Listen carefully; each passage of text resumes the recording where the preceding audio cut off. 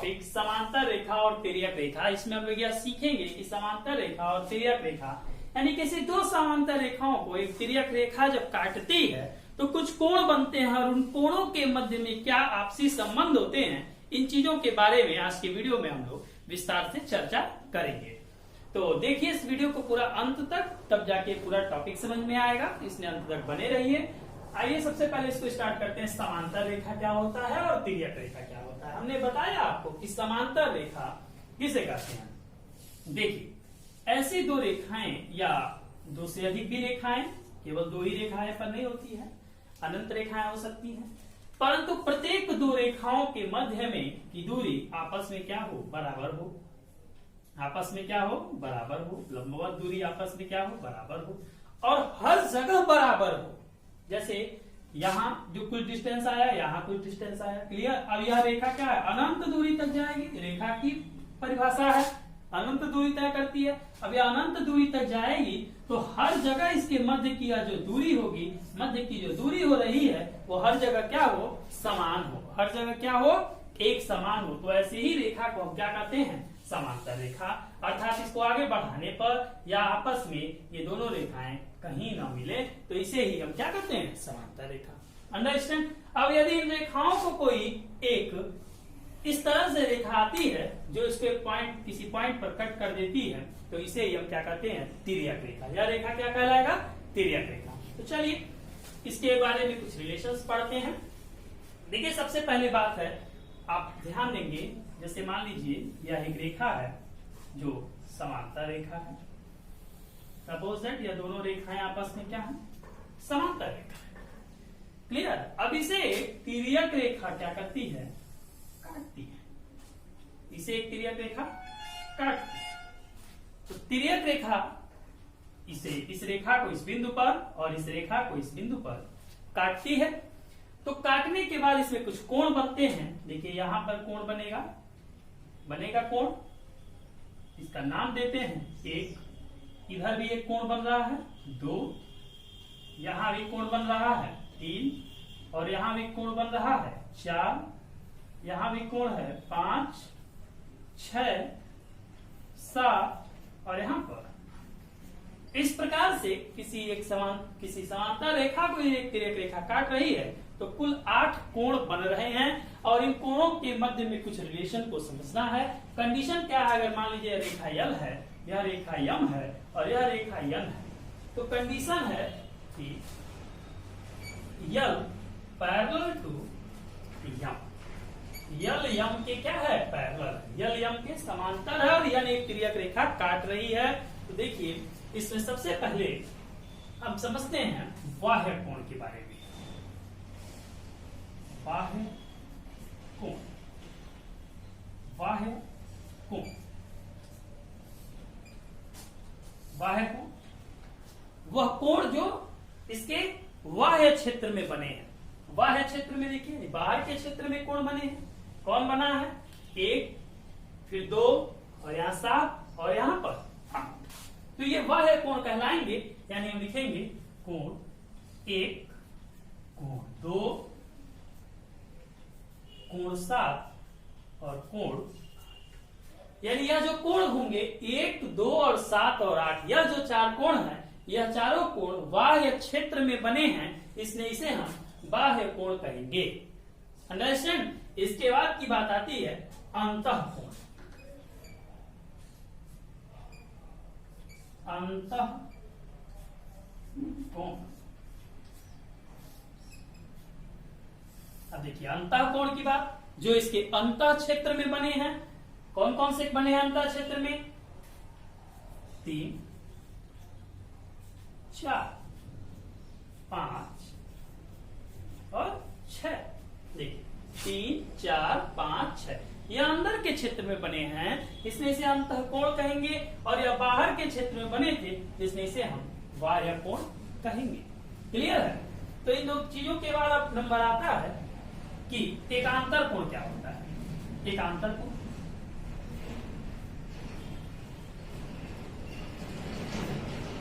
एकांतर कोण और अभी कैसे एकांतर कोण है, एकांतर कोण कौन से हैं, बाह्य एकांतर, बाह्य एकांतर, बाह्य एकांतर कोण कौन कौन से हैं? देखिए,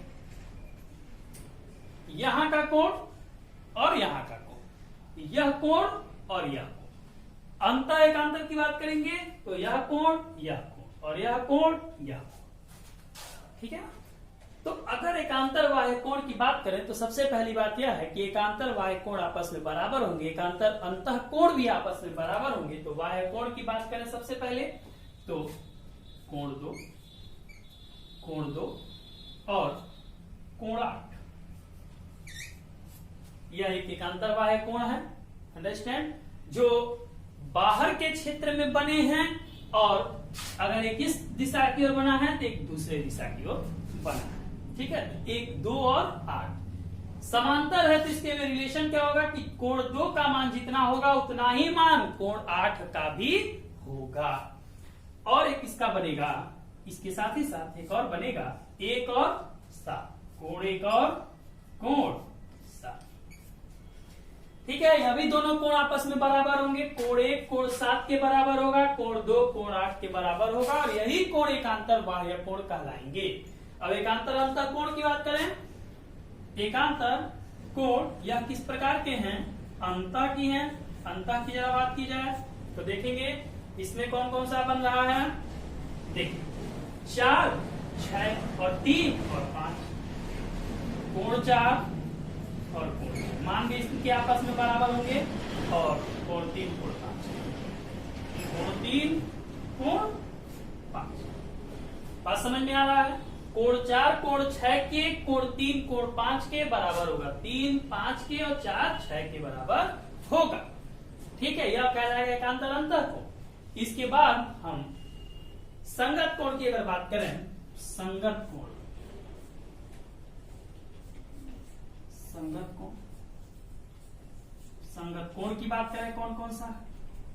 तो देखिए यह कोण 2 और यह कोण 6 क्या कहलाएंगे? संगत कोण कहलाएंगे।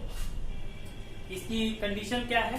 एक ही ओर बने होते हैं लेकिन एक कोण बाह्य क्षेत्र में होगा और एक अंतः क्षेत्र में होगा, तो इसे हम संगत कोण कहेंगे और इनके भी मान आपस में बराबर होते हैं। जैसे बात करें कोण 2 की तो 2 और 6। ठीक है।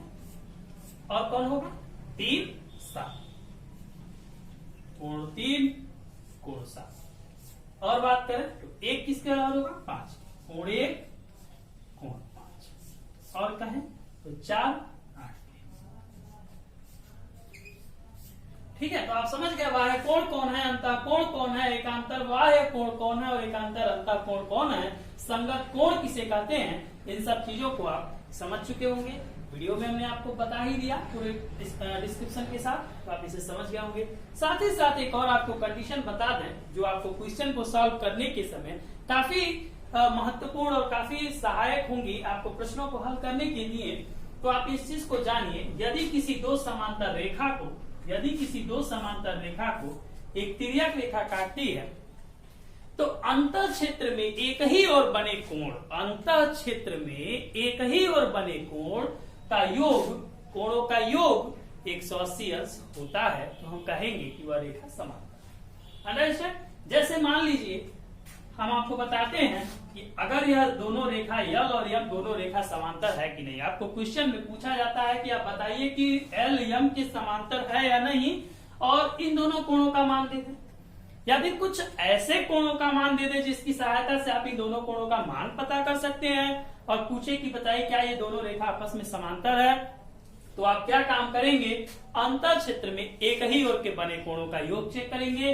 जैसे अगर आपको हम कहें कि बताइए क्या यल और यम आपस में बराबर है, तो आप क्या करेंगे? एक ओर के कोण, अंतर क्षेत्र के एक ओर के कोण, एक ओर का कोण 4 5 भी हो सकता है, 3 6 भी हो सकता है, तो हम 4 और 5 को जोड़ेंगे। अगर यह बराबर आता है 180 डिग्री के, यानी इसका मान जितना रहेगा और इसका मान जितना रहेगा दोनों को जोड़ेंगे 180 डिग्री आएगा, तो हम क्या कहेंगे कि यल यम के समांतर है। अगर 180 से थोड़ा भी कम आता है, 1% कम, 1 कम आता है, तो भी यह समांतर नहीं कहलाएगा। इसी प्रकार से अगर हम कोण 3 और कोण 6 को जोड़ेंगे तो यह भी हमें 180 डिग्री ही प्राप्त होगा। यदि प्राप्त होता है तो यह एम के समांतर है, यदि 180 प्राप्त नहीं होता है तो यह एक दूसरे के समांतर नहीं है। अंडरस्टैंड? तो आप इस चीज को समझ गए होंगे। इसके बेस पर मैं आपको कुछ जल्द ही कुछ क्वेश्चन को सॉल्व कराऊंगा, जिससे आपको यह चीजें, आपको वैल्यू निकालने का ढंग जल्द ही आपको समझ में आएगा। तो चलिए आज की वीडियो में बस इतना ही, तब तक के लिए